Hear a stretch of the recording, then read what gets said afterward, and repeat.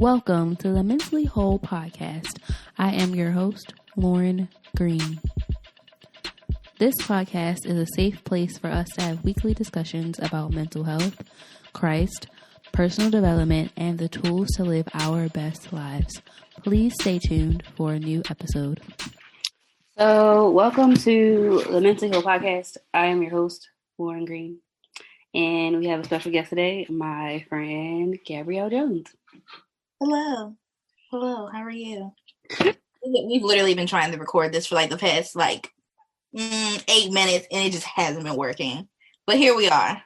It's been like 15 minutes, I feel like. Really actually been 22, but who's counting? Who's counting? Not me, I'm just here, And plus I haven't seen you in person. Like I haven't seen you face to face since my birthday. Yes. That's been a whole 6 months. Yes. And we live down the street from each other. We do. We live around the corner. Literally. Around the corner. I'm going to do a drive-by, but whatever. But since this is your first time on the podcast, I have icebreaker questions. I didn't show you these icebreaker questions the other day, but we have icebreaker questions. I'm so excited. So the first one is, what is your favorite food? Favorite food is probably tacos. Shrimp yes, tacos. I love a good taco. Like the shrimp tacos from Mezcal. Tacos be fire. Like they're amazing. I have never been to Mezcal. We will go. I need all the tacos. I need all the smoke. Like all the tacos, all the smoke. We'll go post-COVID. Negative COVID test. We'll go. I can't. I cannot. What is your favorite turn-up song? My favorite turn-up song is probably is Shy Glizzy, Take It Off. If you haven't heard that song, listen to that song, preferably the clean version, and we'll just end that there. Okay. I've never heard that song ever, so I'm gonna listen to it tonight. You're in for a treat. I hope it's lit. It is. Good. The last one is, what is your favorite animal? If I had to pick a favorite animal, I think it might be a koala bear. That was the most randomest animal that I did not expect for you to pick. It would be a koala bear, but that's really because, okay, they're soft, they're nice, but they're actually very deadly. They're actually partially not friendly, and they can be problematic. So they have it's like Sour Patch. Oh, so they like sour and sweet at the same time. When they're sour, they're sour and sweet at the same time. They can be really, really nice, and then, when they feel threatened, it just drops and they're not. I feel like that describes you. Exactly. Because I'm chaotic and problematic. But look where we are. But I'm also very nice. Wait a minute. But you're not chaotic and problematic, though. That you haven't seen. Oh, yeah, you're right. Yeah, there we go. That is true. So we are finishing our series on TherapyTales, people's journeys with therapy. I don't know if I'm going to have another guest or not. I'm not sure if I'm going to ask men to be on the show that have been in therapy. Mm-hmm. I've been debating with that idea, but we're finishing it with you probably today. But I probably will extend it with men because I feel like their experience is different in therapy. So I know you've been in therapy, right? But we never really talked about ever, never, it's never come up in conversation. because we're always about the tea and what's be happening with people. But that's besides the point. But that's besides the point. And like my life and stuff. But that's besides the point. So how long have you been in therapy, or how long did you go to therapy?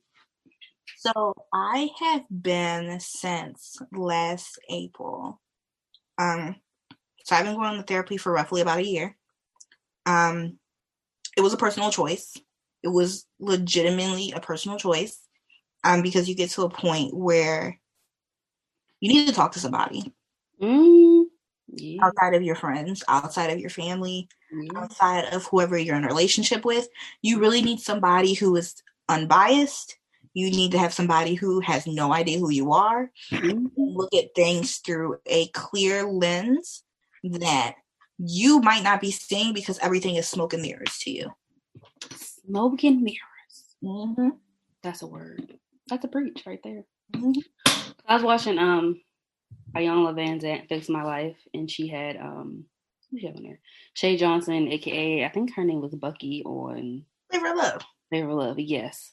And it was her brothers, and her mom. Mm-hmm. And one of the first activities they did was she had them look through like this like distorted mirror kind of. And she thought it was really interesting that they didn't realize, like, they didn't pinpoint, like, oh, the mirror is distorted. Like, they didn't really get the exercise. They kind of just focused on all the positive stuff about themselves, not the distorted parts of themselves. And I feel like with therapy, you really get a sense of, like, who you really are. Yeah, and your therapist is really there to be honest with you. Okay, they keep it 100. Okay. They're here to really tell you about yourself. And you're really paying them for them to tell you about yourself and to be completely honest, because 9 times out of 10, your friends are not being honest with you. Your friends are probably lying to you. Literally. Yeah, true. Or they're just telling you what you want to hear so you can, like, leave them alone. Mm-hmm. You know how it is. But they're lying to you. Your friends are lying to you. And, your therapist is not going to lie to you because they're getting billed by your insurance. They sure are. And they actually want to see you grow and, stop being toxic. Mm-hmm. That's like, the 2020 phrase of being toxic. I kind of low key like hate that word, but yeah, you figure out your toxic patterns and why you're like low key unhealthy. Mm-hmm. Yeah, because people will be out here unhealthy. Unhealthy. So, what made you start going to therapy? For me, it was because I realized that I was rationalizing things that I thought were okay as a teen, as a young adult. And you realize that you're bringing those patterns over into adulthood. Yeah. And you're really understanding. You think like, oh, it's okay, it's fine. And then you realize it's not okay. You're suppressing emotions. You have built up issues with not only yourself, but other people. And you aren't properly being able to confront those issues. I personally go because I'm confrontational. I'm very confrontational. And I realize that there's ways to be able to better confront my issues and better confront my problems and better be able to talk through it without the first thing me saying is, I'm going to slap the shit out of you. Because you don't have to. No. Mm-hmm.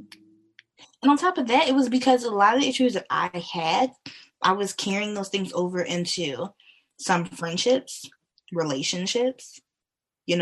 That's very problematic. You're dating somebody and yes. Issues. You have issues and they have issues, but your issues are getting in the way of you both progressing. And I was like, I need to talk to somebody because it's not working. Yes. That is true. Because sometimes, like was it Veronica's episode? I think it was Veronica's episode. She had talked about how the one event in her childhood she was still dealing with as a 28-year-old woman. And Honestly, sometimes as children and teenagers, like we're not taught how to deal with stuff.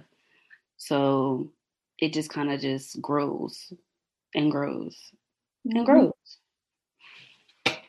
until one day it's just like, sis, you kind of toxic. Like, get Yeah. it together. Start realizing that. I know that for me, I had an event earlier this year. With my grandmother passing, and it took 48 hours between the time of me getting a call saying that she wasn't gonna make it, Yeah. going to North Carolina, to me watching her die, to me asking to see her one more time, and them unzipping a body bag in order for me to see her, for me to really understand that there were a lot of things that happened previous to that that I was normalizing and I didn't. And I shouldn't have. And I had to go to therapy to talk about that. And you realize there's a lot of things, people, personalities, that when it gets to a point and sometimes it gets too late, you're like, oh no, this is not okay. And it changes you because you think it's okay as a young adult, but then you realize now you're an adult and then you're confronted with it. And you're like, no, these things aren't okay. And you realize behaviors and patterns of people. Yes. Yes. I think we normalize a lot of things because I don't know, that's what society kind of like teaches us to do though. Yeah. Like we normalize stuff. Like we normalize literally like everything. Like everything. Just everything. Mm-hmm. To the point where it's like, why are we normalizing this? Because we don't know any better. It's easier to suppress something and put it under the rug than it would be to talk about it, because you're creating problems, you're bringing back up old feelings, old ideas, old thoughts, and people don't want to do that. That is true. I think my cats are like doing something weird upstairs, but that's besides the point. I think my therapist had told me it was like a while ago. She had said it's easier to do the unhealthy things than to do the healthy things. So it's easier to grab those bag of chips than grab some carrots or water or whatever. It's easier to grab the unhealthy things than the healthy stuff because we're used to grabbing the unhealthy things. Mm-hmm. That was a word. That was a word. It was. It was a preach. I'll be preaching low key on the podcast. What lessons have you learned about yourself in therapy? That I am stronger than I think I am. That I'm more capable than I believe. That there was something she said. She said that that I have to learn how to speak up more when things aren't right, or when I don't think things are okay. That I suppress a lot of emotion, and that it's not okay to suppress emotion in order to spare someone. It's not. She was very clear on that. She was like, "You cannot suppress your own emotions because you will eat yourself alive." I mean, eat yourself alive. I mean, that's a whole preach right there. Mm-hmm. Because when we suppress our feelings, like we're not really like dealing with it. It's just kind of like going into not like a grave, but like it's just sitting in like a trash can or like sitting in like a box or something. And it just like, for example, you mad about something and then somebody else make you mad and then that goes into the box. Something else happens, that goes into the box. And it's just like you got 5,000 things you mad at and you just be mad. Like, what you mad for? Like, you ain't even mad at me at this point. You mad at all the stuff you held on to in the box. Like, you're not even mad at me. Yeah, she's very big on, and she tells me all the time, speak up. If people don't want to be your friend anymore, if people don't want to associate with you anymore, if people don't like what you have to say, at least you can say at the end of the day that you spoke up and you said what you had to say, then that's all you can do. But that's going to set you free. Yeah, because your thoughts and feelings are your thoughts and feelings. And we are only responsible for our own thoughts and feelings. Yes. And if they don't like it, then so be it. Like, so be it. So be it. So be it. Because God will bring other people to our lives. Like, one person might leave, but he'll bring somebody else eventually. It might not be right away, or it could be right away, but he will still bring other people in your life. Like, and I think what a lot of people have to realize is that your life is broken up into chapters, right? yeah.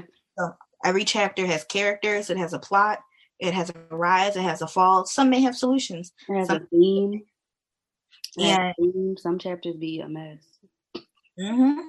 But the good thing about it is that as time progresses, things change. And if people leave, it's just a chapter. It's a chapter that you learn something from. You take that lesson and you position it right into your next one. Yeah. And chapters have lessons. Yep. We like the lessons. I like them. We do. I like them. How did you apply what you learned in therapy to your life? Oh, I do it every single day. When I have a problem with somebody, I speak up. When I have a thought or idea about something, Yeah. I have to say it. My relationships with people have become healthier because we're having effective communication. Yeah. Me dating the person that I'm dating, it's been much healthier because our communication is highly effective. Yes, highly effective communication. It's normalized. I'm here for it. It's a safe space. When everything is right, we talk. When everything is not right, we still talk. You know, if I have a problem, I'm gonna say it. And then with family too. It's just, you know, a lot of issues that I had that I really went to therapy for is because of family. And I've been able to sit and talk to my family and be like, hey, this happened this time and we need to talk about it because it wasn't okay.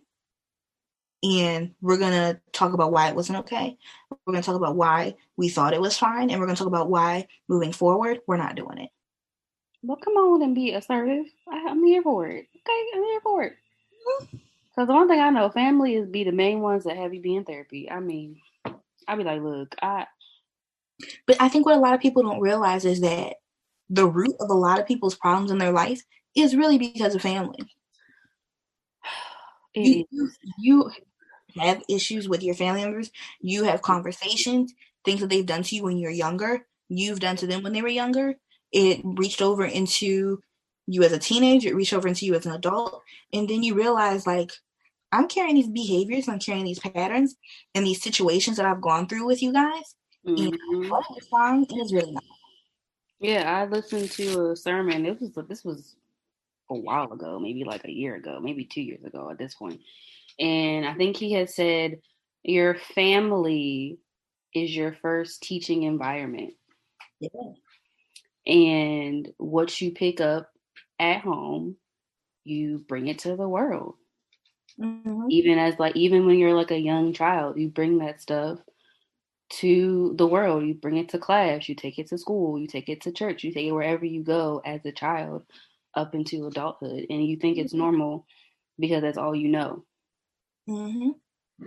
That's all you know. That's it. Boom. Like, and then you realize that as you get older, that some of those patterns and those things and those behaviors and those actions, it's so wrong. Mm-hmm. But you've been doing it because that's all you know. Mm-hmm. I was talking to my friend the other day, and me and him were talking about relationships, and he was telling me about his relationship, and he was telling me about how he was at one point modeling his relationship after his parents because he thought that the perfect relationship was couples and families that were together, been together for over 20 something years, that everything was okay. And he was carrying that behavior and those patterns into his relationship, but he wasn't realizing that there is no perfect relationship, that those things are facades. Yep. They aren't real. And he was bringing in those things of, even though his parents were together and they love each other and they've been together for over 20 years, they're not on the same page. Nope. They aren't lovey-dovey. They have issues communicating. They always fight. They live together, but they're just together because it's easier to stay together than it is to be divorced. And he was bringing that over, realizing that that's not, it may look healthy, but it's really not. And he had to go back in and shape that idea that that's not how you conduct things. No. And that you really have to go back to the drawing board and figure things out. Yeah, I think we always have to go back to the drawing board. Mm-hmm. Always. Always. But yeah, no relationship is perfect. I think sometimes we not idolize certain people. Probably idolize certain people. We idolize celebrities, IG couples, Facebook couples, and we need to understand that it's not real. It doesn't exist. They may look okay, but in reality, when they're behind closed doors, it's not what it looks like. It's not even what it seems. That's what I try to tell my clients, because I work with teenagers and kids, and sometimes they have this idea of like, oh, when I get 25, well, we all said this. Like, oh, when I get 25, I'm gonna have X, Y, and Z, Miss Lauren. And I'm like, oh, that's great. But sometimes they have like this distorted view of like, oh, well, I see Kim K, or I see Kim K and Kanye, and they have X, Y, and Z, and I'm like, that's not how life works. Mm-mm. I remember when me and you, we went to dinner one time, and I think I was 21, and I think I told you, I was like, by the time I turn 24, I'm going to be married. I'm going to have 2 kids. I'm going to have a house, a single family home, and I'm going to be with the love of my life. And look, I'm 27. I'm traveling the world, and I work for the government doing HR. And life is completely different. And it was really because I thought like, okay, me setting these expectations based off of what I've seen previous people do is going to work. And then I realized like, no, my path is completely different. Even though the road diverged for me, I still was able to finesse a plan and make a way. Yeah, I think sometimes we set like unrealistic expectations based off of what we see in society, what we see from our parents, what we see from social media in general. Like, I feel like that's just the big thing in TikTok and everything. But I think we set unrealistic expectations because of what we see on a regular basis. Mm-hmm. Yeah, because, and also kind of like comparing ourselves to other people's journeys, because it might not have been your journey to get married at 24. Like, it's not. You might think that you think so. You really do think you do. I had a friend. She thought that when she was going to be 24, that she was going to be living in Texas. Yeah. She thought she was going to be living in Texas with her husband and a dog. And she is now 29 with her life partner, who is a woman, and she's a real estate agent. Wow. Here we are.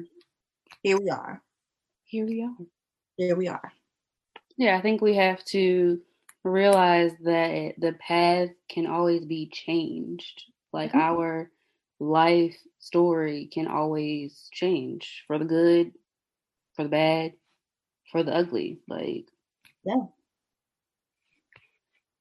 Prime example, people we went to high school with, half of them ain't doing nothing. They ain't doing nothing. They ain't doing shit. Okay. I ain't doing shit. Nothing. And when we have our class reunion next year, we're gonna really see. I ain't gonna be there, but well, ours, we didn't have one, so because of COVID. Not like they were gonna be there anyway. So I mean, I was going. It's supposed to be real fancy, but they didn't have enough people making deposits, so yeah, because never mind. And then COVID happened, so there's that. But yeah, I think we have to like divorce, the expectations we set in our head, because plans change, things change. lot of things change. You might start on plan A, but you might be on plan C by the time you're done. Like, I don't, things change. Let's see. What is my last question? How has therapy helped you to change your mindset on certain things? I think therapy has helped me to change my mind by approaching everything from the eyes of the other person. I think, and I know I saw your face, right? You looked at me like, girl, why you, like, what's your thought? Like, why would you say that? But I think it's because I would see everything as this affects me, this affects me, this affects me. I don't like that. And that's my problem. But then you start realizing, like, now I get it. Have you seen it through the lens of someone else? Like how the situation potentially affected them and what's their thoughts on it too? And I remember sitting in a therapy session and I told her an issue that I had with somebody. And I remember just being like, yeah, and he did this to me and he did that to me and we argued about this. And I remember she sat and she said to me, but have you not thought about how those things affected him as well in order for you guys to get down to a common denominator of your problem or how you saw things? So Therapists be dropping bars, like bars. Yeah, she was like, when you have issues with people, you really have to sit and say to yourself, how did my actions affect you? Because you know how your actions affected you. Yeah. But you really got to think about how your actions affected somebody else. In every single situation that you go into where there might be conflict, you really have to sit and say, so if me and you got into an argument, how did what I say affected you? Mm-hmm. How did it make you feel? Because I know how it made me feel. And I know what that effect was on me. Mm-hmm. And I know what I'm going to do after. But what are you going to do after? And you also have to be open to hearing that, like, what they have to say. Yeah. Because sometimes I feel like those conversations are great, but if you're not ready to hear it, it's no point. Yeah. That's like same thing with the Ayanna Van Zandt episode. She does another exercise. And so she first had told the mom, your sons have something to say to you, and just sit there, listen to what they have to, like, all they said was, Mom, I have an issue with you. And then that was it. And she took her off to another room. Then the sister comes in, same thing, sit down, listen to what they're saying. And then you'll have a moment to yourself to like process it, whatever. But she wasn't really ready to hear that because immediately after they said like, you're rude and disrespectful, she just like went off, like complete like 180. Sis was mad, stormed off, cut people out. And I was like, oh, sis mad. But she wasn't ready to receive it. Yeah. Some people aren't. I remember actually a long time ago, actually last year, I went to couples therapy. To the couples therapy? Tell me about that. So I tell people all the time, if you're ever dating somebody, and you go to therapy, go to couples therapy, okay? If you ever have an opportunity to bring your significant other into a therapist session with you, do it. I love hearing about couples therapy. It makes me excited. I don't know why. But you want to know something? It's because you realize that like a lot of things that your partner is afraid to say to you, or they think about saying to you, or they kind of have said to you, but you're like, that's not me. It's going to come out there. It will. I remember me and my partner, me and him, we went to couples therapy, and it's actually really because me and him had a situation, and I realized it was a consistent issue that was happening. And it turned into a situation. And I remember I went to therapy alone. She said, next time you come, bring him. Let's talk. She was like, I'm not going to charge you, but let's talk. I said, okay. I brought him. And I will tell you that if you ever want to hear in a safe space how someone genuinely feels about you and how the things that you may do on a positive and or negative level may affect someone or how it triggers them, do it. Because I didn't realize that every single time we were getting into an argument, I didn't know that my actions were actually triggering him based on his childhood trauma. So a lot of the things that I was receiving from him, physically or verbally, and it's not abuse, but just him shutting down, him going into a room and being like, I don't want to talk to you. It's really because of what he dealt with as a teenager, as a young adult, as a child. So he maneuvered that into his adult life because that's all he knew. And he didn't realize that by me yelling and putting my finger in his face and me being like cussing, that it was really because of the fact that I'm so used to having to defend myself in situations that that's all I knew how to do. And I didn't know how to effectively sit down with my partner and tell him I have a problem. And he didn't know how to effectively come to me when he had a problem and just sit and talk to me about it.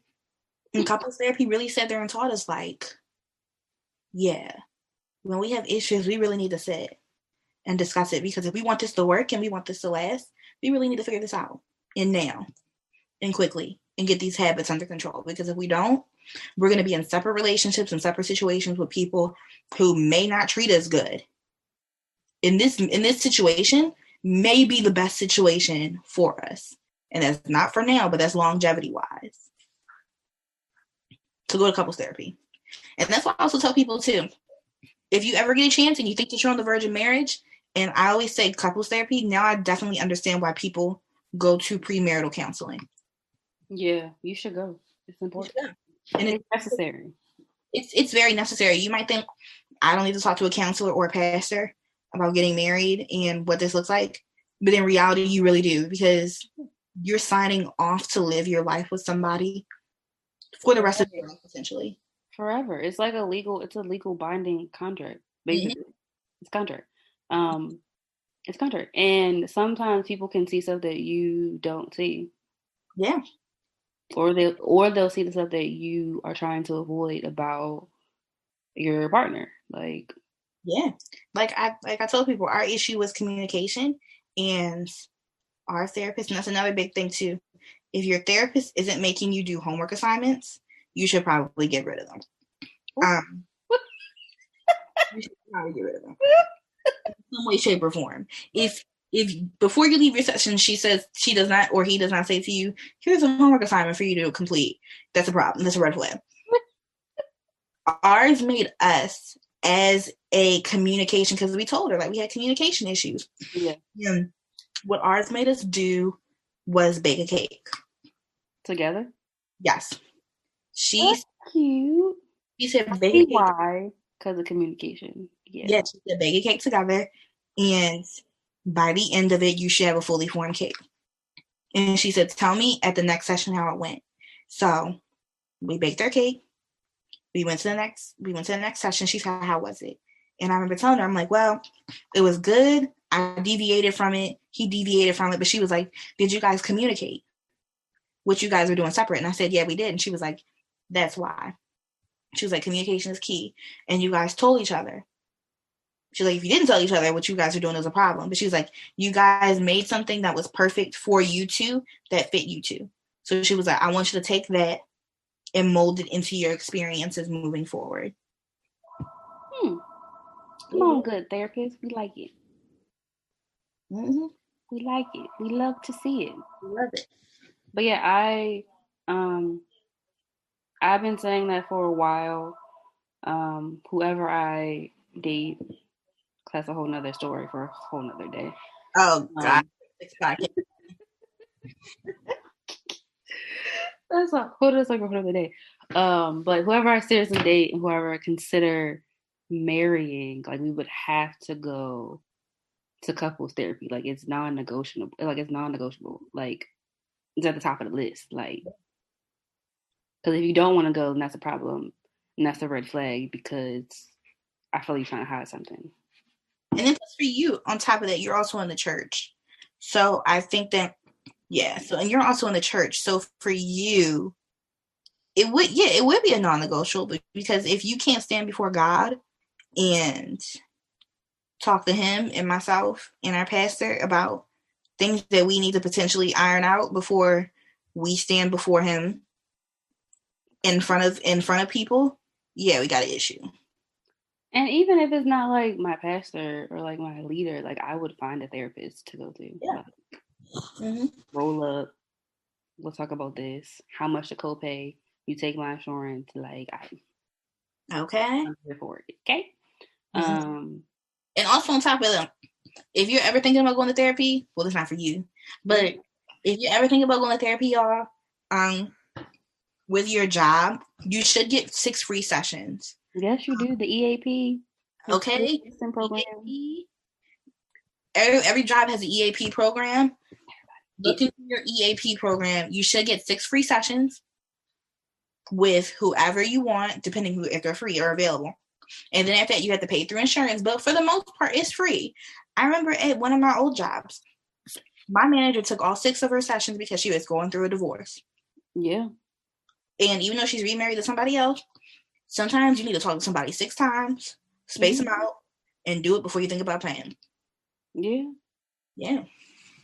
That's true. But yeah, I think couples therapy is super, super important. Yeah. Family therapy is too. If your family is willing. Girl, okay, that's the first part. Because sometimes they don't be willing to go to therapy. Your family don't think they have problems, and they do. And that's the issue. The problem. That's the issue. That's like an issue in the Black community. I just the issue in the Black community is that we do not like taking responsibility for our own actions. Or accountability. Like accountability. Repeat it with me now. Accountability. We don't. We are not accountable for our actions. Therefore, we create problems not only on ourselves but for other people. Yeah. Go to family therapy. If your family is willing. Like, that's another thing that I think I learned well, not really learned it, but I'm learning it over the past like year or so. Like, be accountable for your own actions. I mean, I don't know what else to say about that, but just be accountable. Like, yeah, like you can't be so quick to be like, well, you did that and you did this, but what did you do? You know, I tell my kids I work with that all the time. They're like, Miss Lauren, so and so did this and so did that. I'm like, well, what did you do?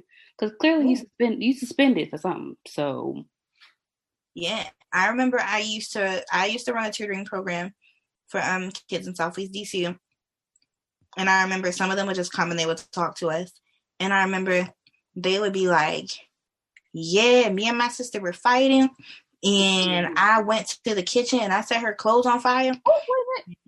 Yeah, it was a lot of stuff. It used to be some crazy stuff. Wait, what? It used to be some crazy stuff, and they would be like, I did this to her, and I did this, and she did this to me, and she did that to me. And I remember saying, okay, well, for starters, one, you shouldn't be putting your hands on people and property. And setting stuff on fire. Like, as a 5th grader.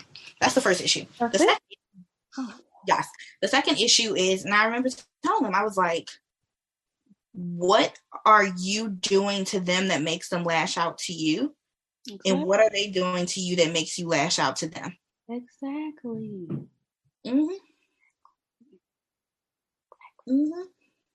But like I said earlier, it is easy to do the unhealthy things than do the healthy things. It is very easy for us to point the blame on other people instead of like accepting that we messed up. Like, it's super easy to be like, well, they did this and they did that, but it's hard to be like, you know what, I messed up. Like, that's my fault. Like, it's very hard. Because as people, I feel like people just be stubborn. Like, they be like, I'm mad and that's it. Like, that you want something, you can keep doing all you want to, but you staying mad and you staying stubborn, that's gonna leave you alone by yourself. Okay, that's the truth. How you want it, and that's it on that. Yeah, you will be alone. You might have health issues. You might have a whole bunch of stuff because you just be bitter and angry. Because all that stuff, like bitterness and being angry, like all that stuff, like if you don't release it anyway, like if you don't express it, shows up in other ways. Like it shows up in your health. It could show up in your relationships, but sometimes it shows up in your body. Like, Yeah. yeah, there's a book that I want to read called The Body Keeps the Score. It's about trauma, but I haven't bought it yet because I don't feel like really reading it right now because we already in COVID and I don't got time. But it's called The Body Keeps the Score, and with traumatic events, your body still remembers. Like Yeah. you might forget, or like you might think you forget, but your body will remember, or your body could have a reaction like every anniversary of that event, but your body remembers. It's a powerful thing. I feel like there's like a medical term for that or something fancy. I'm gonna Google it one day. But is there anything else you want to share about your therapy journey with the people? Go to therapy. Go to therapy. If you think that you might need to go to therapy, go to therapy. Go to therapy. Like I said in the beginning, your friends are gonna lie to you. Oh, 9 times out of 10, not you. But no, I do personally think that with my therapy journey, it makes you an effective communicator. It makes you properly able to rationalize things that you go through. And that it allows you to have healthy relationships with people. And healthy boundaries with people. Yeah. It allows you to set healthy boundaries. It allows you to understand when enough is enough. Or sometimes maybe you're not getting enough of something. Whether that is emotional, physical, spiritual, and you really need to kind of step back and realize what you're not getting enough of. Figure out what your language is and really be able to maneuver from there. So I will tell you that going to therapy really makes you sit and realize those things. But I will also tell you that with my therapy journey, it is a give and receive situation. Yeah. The therapists, they give you as much as they can, but you got to give them something too. Yeah, you got to give them something to work with. Yeah, you just can't go to thinking they're going to thinking that you're going to tell them I'm sad, and then they're going to say to you, "Well, how are you sad?" They're going to want more. They're going to need a lot out of you, and if you're not willing to be vulnerable and to strip yourself down, it's not worth it. Yeah, it's no point to waste your money. Yeah, no point to waste your money. It's no point to waste your money if you're not willing to be vulnerable. At first it is scary talking to someone that you don't know. To be honest, you don't know them and they don't know you. But I feel like it's important to do that, though. Yeah, and I will tell you too that with therapists as well, at least on my journey, I realized do your research.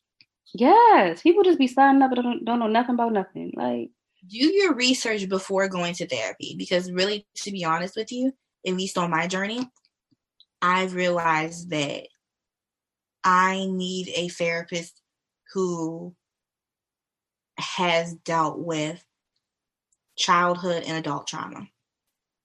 Yeah. Before you pick a therapist, you really need to understand what you're looking for. Yeah. And what you exactly need and what your needs are. Because you picking somebody off Black therapists today or Black psychologists today just because they got 28 reviews on Instagram, that is not going to help you. Yeah. Do research before making the initial appointment. And I will tell you this because it will literally make all the difference. And it really helps you build a better relationship. Yeah. And, even down to, not to make this like a race thing, but even down to race. Like, do you want a Black therapist? Like, I was watching This Is Us last week. That's my show. And Randall had a Caucasian woman, a white woman, as his therapist at first. And they kind of like, this is like a kind of like a spoiler alert, low-key. They mentioned George Floyd in the episode and how Randall responded to that. And he told his therapist, like, I need a Black therapist because there's certain things I can't tell you because you're white. But it is important to know, like, do you want a woman? Do you want a male? Do you want somebody of another race, your race? Like, what's up? Like, what you want? Like, treat your therapist like your PCP. Okay, come on. your therapist like they are your PCP, Come or on. you have to go to a specialty or a specialized position, treat them the same. If you want a black woman because you're a black woman, definitely do that. If you're white and you might want a white man, definitely do that. You might want somebody older because you think they may have more wisdom than somebody who is younger. Definitely do that. But just be intentional with what you do, regardless of whichever place you turn. Luckily for me, my requirements were that I wanted a black woman who was older. And that's what I got. Yeah. And I am extremely happy with that, but everybody is different. But don't just pick somebody because they have 15,000 followers on IG. Or they have nice pictures, like they have nice branding pictures. Like, please don't do that. Yeah, please don't do that. Please don't pick them because you might not mesh well. Like, you might not gel well because you might not gel. Because just because they look good on social media don't mean they're a good therapist. No. They could be horrible. They could be extremely horrible. Yeah. So, like, on your journey, just make sure that you're intentional with what you want out of it. Make sure you're intentional with, if you have issues, making sure you address those issues in your sessions. And making sure that when you pick whoever you want to counsel you, that they're for you. They're your advocator. And if you don't have somebody who's not advocating for you and they see you as another check, that's it. Boom. You are a check. But make sure you're a worthwhile check. Oh, okay. Come on and talk. And another thing that you mentioned, fully participate in the journey. Like, do the homework. Like, actually, like, try to do it. Like, journal. Try to do the stuff that your therapist tell you to do. Like, at least try it. Yeah. Do the homework. Journal each experience that you have. Journal your day to day. Journal. I love journaling. It's my favorite thing. Yeah. Journal every single situation that you're put into that you think may affect you. Journal that. Bring that to your session. So you can talk about it and you can go over it. And it definitely will make the difference. And if you haven't grown by each journal entry, you might have some things you need to rethink.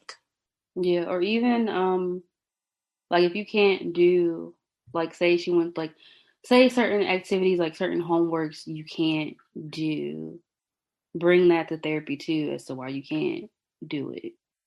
Yeah. Because there could be other stuff underlying as to why you don't want to do it. Mm-hmm. Yeah, because, people trying, I'm just saying, people trying to get out of homework, and no. Luckily, I only have kids and teens, because if I had adults, they would have homework all the time. Yeah. All the time, because, Well, this has been a great episode. It's been lovely. It has. I don't even know how long we've been on here. Like, you're having a good episode. You don't even remember that it's been over an hour. For real? Yes. Lord. Because when I record on Zoom, it doesn't, like, on GarageBand, you see the, like, a little timer thingy. Mm-hmm. But on Zoom, there's no, like, timer. It just says record. So I don't know how long the episode is, but it's still good. Listen to every minute of it because it was popping. Mm-hmm. So hope you guys enjoyed this episode, and thanks, Gabby, for being on the show. You're welcome, Slim. I love you. I love you too. Why do you call me Slim? But bye, y'all. See y'all later. Edit that out. Yeah, I just had to get it out. Like.